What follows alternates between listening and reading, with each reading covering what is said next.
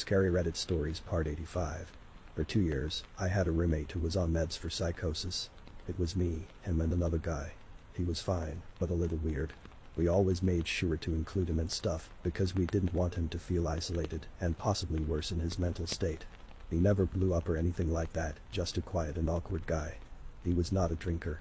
The three of us would go to the pub, but he never had more than one beer.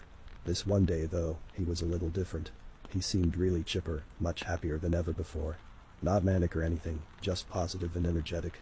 When I came home from work, he was chatting with the other roommate and was cracking jokes. We go out to the pub, and I get uneasy because he downs his first beer and asks for another, the very first time he has more than one. After he finished his second beer, I took the other roommate aside, and we decided to just keep an eye on it.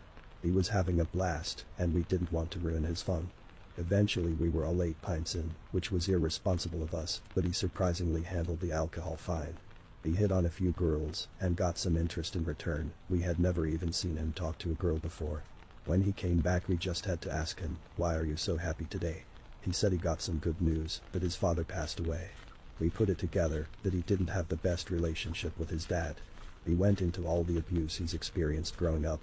How he'd watch his dad beat his mom and little sister, powerless to stop him, or how he'd get tied up in the freezing garage for entire nights as punishment for tiny infractions, just awful stuff.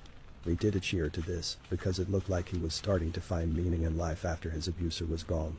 2 days later, our roommate was arrested. Turns out the day he was so happy, he drove 2 hours back to his hometown, and bashed his dad's head in. The worst part is everyone came out to say that the abuse never happened, including his mom and sister, because he was apparently saying these things to the police.